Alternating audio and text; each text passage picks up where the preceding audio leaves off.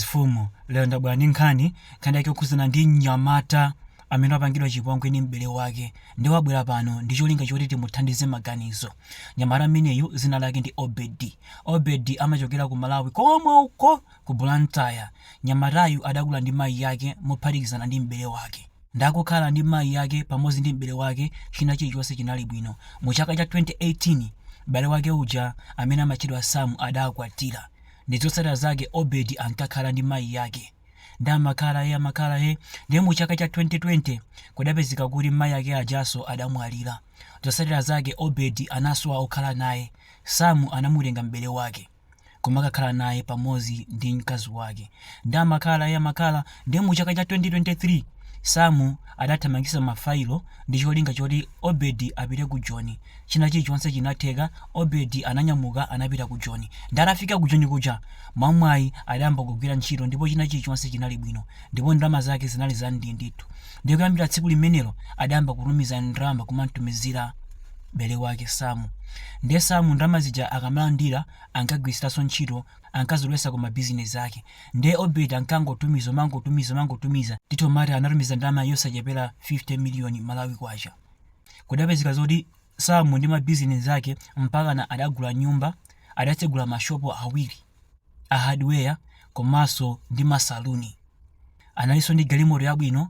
Ndakhala apanga zimenezi kwa nthawi yayitali. Obedi umatumiza Samu kumasunga amangopanga zimenezi koma Obedi samadziwa china chilichonse. Ndiye za zipolowezi zitayambika Obediso anapanga chiganizo chofuna kubwerera ku Malawi. Koma iyeyo sanabwerere chifukwa cha zipolowe. Anakwera nawo basi ija anafika ku Malawi. Atafika anamuwuza m'bale wake uja ndabwera koza kuona. Anamuwuzanso chilungamo kuti sinabwere kuno chifukwa choti zinthu zavuta. Ndifuna ndingopuma ndizipitaso pompano. Zotsatira zake anayamba nokuyitanisa ndalama zake.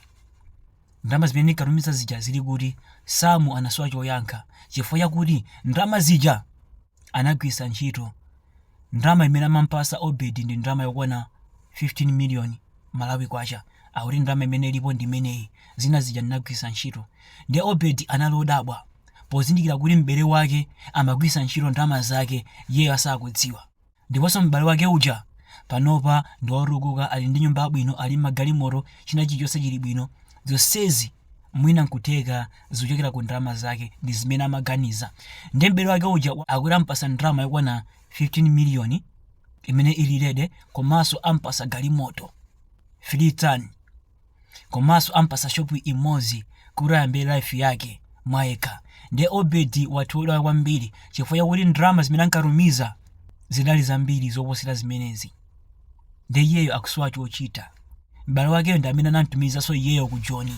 Ndiye panopa akusowa kuti angayankhule kuti chani.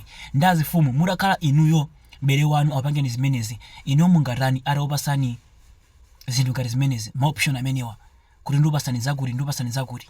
Ndiye iyeyo wabwera pano ndi cholinga chakuti timuthandize maganizo. Ndakuluakulu nkhani yake ndi imeneyo.